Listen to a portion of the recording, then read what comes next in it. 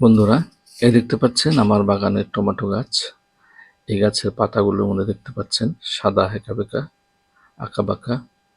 তো এগুলো হচ্ছে লিফ মাইনার বা পাতা সুরঙ্গকারী পোকার আক্রমণ। তো এই আক্রমণ থেকে আমরা কিভাবে গাছকে রক্ষা করতে পারবো শেষ পর্যন্ত দেখে নিন, তাহলে বুঝতে পারবেন।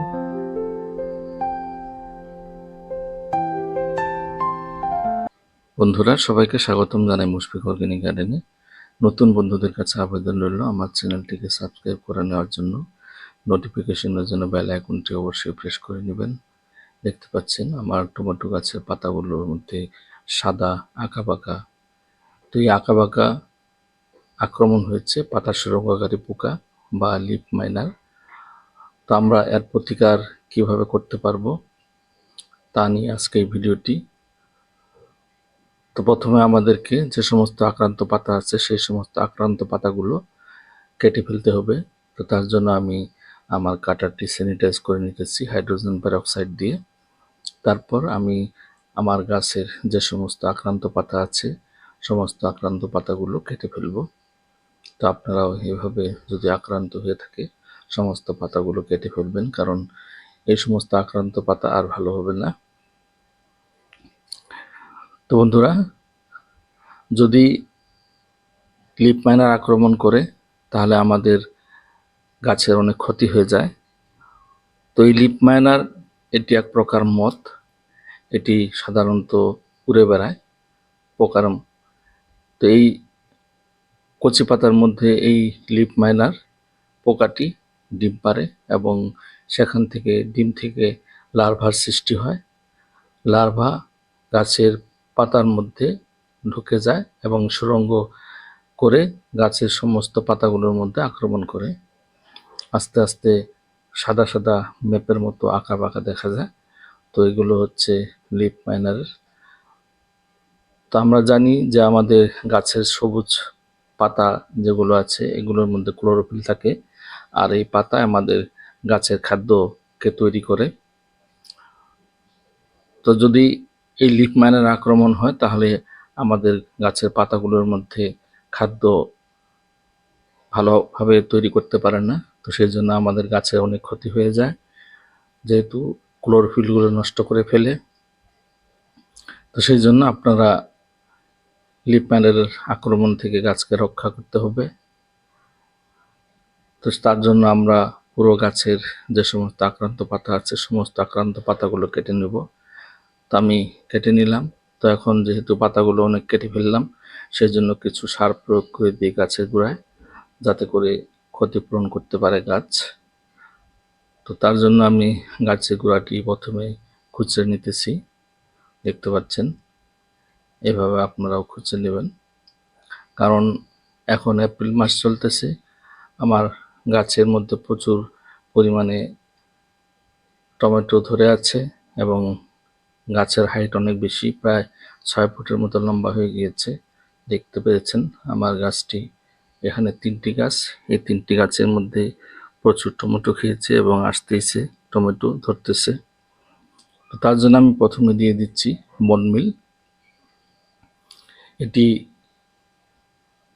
পটাশ এবং ক্যালসিয়ামের ভাগ বেশি থাকে এখানে, আমি 2 মুঠো দিয়ে দিব। তো আপনারা যদি বনমিল না থাকে চুন দিলেও আপনাদের ক্যালসিয়ামের কাজ করবে, কারণ টমেটো গাছের সাধারণত ক্যালসিয়ামের চাহিদা খুব বেশি হয়। তো সেই জন্য আমাদেরকে পর্যাপ্ত পরিমাণে ক্যালসিয়ামের মাত্রা দিতে হয়, আর যে কোনো একটি পটাশ সার প্রয়োগ করলেই হবে। তো সেই জন্য আমি যেহেতু বনমিলের মধ্যে পটাশ এবং ক্যালসিয়াম দুটোই আছে সেই জন্য এটি দিয়ে দিলাম। তারপর সাথে কিছু কম্পোস্ট সার দিয়ে দিচ্ছি। আপনারা এই কম্পোস্টের পরিবর্তে গোবর সার, কেঁচো সার, ভার্মি কম্পোস্ট যে কোনো একটি সার প্রয়োগ করতে পারেন। তারপর আমি ভালোভাবে এটি হাতের দ্বারা মিশিয়ে নিচ্ছি। তো এইভাবে আপনারা মাটির সঙ্গে হাত দিয়ে মিশিয়ে নেবেন। তারপর আমি জল প্রয়োগ করে দিব পর্যাপ্ত পরিমাণে। তখন আমি জল প্রয়োগ করে দিচ্ছি। তো এইভাবে আপনারাও জল প্রয়োগ করে দিবেন।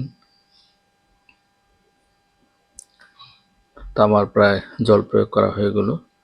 তো আমাদেরকে এখন গাছের পাতায় কিছু ওষুধ স্প্রে করতে হবে। তো আমরা কোন ওষুধ স্প্রে করলে গাছে আর এই লিফ মাইনার আক্রমণ হবে না। তো সেগুলো হলো স্পিনোস্যাট 45% SC, এটা যদি ব্যবহার করেন তাহলে আপনারা 0.4 ml প্রতি লিটার জলের জন্য, অথবা আপনারা অ্যাবামেকটিন 1.8% EC এটা যদি ব্যবহার করেন, এটা আপনারা 1 ml প্রতি লিটার জলের জন্য। আর যদি ইমিডাক্লোপিড গ্রুপের যে কোনো একটি ছত্রাকনাশক ব্যবহার করেন, দেখতে পাচ্ছেন আমার হাতে কনফিডর, এটি ইমিডাক্লোপিড গ্রুপের ছত্রাকনাশক। এটি করলে 1 ml প্রতি লিটার জলের জন্য নিয়ে নিতে হবে। তো আমি এটি ব্যবহার করব। বা সাইপারমেথ্রিন গ্রুপের যে কোনো একটি কীটনাশক আপনারা ব্যবহার করতে পারেন। সেটি যদি করেন 2 ml প্রতি লিটার জলের জন্য নিয়ে নেবেন। তো এটি যেহেতু আমি ব্যবহার করব কনফিডর, তো সেই জন্য আমি 1 ml প্রতি লিটার জলের জন্য নিয়ে নেব। এখানে আমার জারের মধ্যে 2 লিটার জল আছে, সেই জন্য আমি 2 ml নিয়ে নেব।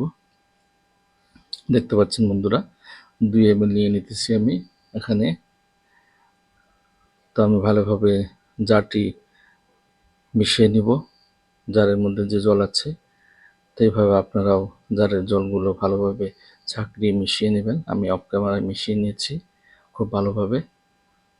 তো এইভাবে আপনারাও এই সমস্ত কীটনাশক প্রয়োগ করবেন গাছের পাতায়। তো আমার মেশানো হয়ে গেল। তো আমি এখন স্প্রে করে দিতেছি। যে সমস্ত কীটনাশকের কথা বললাম, সেই সমস্ত যে কোনো একটি কীটনাশক আপনারা ব্যবহার করলে এই সমস্ত মথ বা পোকা গাছে চাপতে পারবে না, এবং আমাদের যে সমস্ত সুরঙ্গকারী পোকা সেগুলো আর জন্ম নেবে না, ফলে আমাদের গাছগুলো সুস্থ থাকবে। তো বন্ধুরা, আমার ভিডিওটি কেমন লাগলো কমেন্টসের মাধ্যমে জানাবেন। সবাইকে ধন্যবাদ জানাই। ভিডিওটি শেষ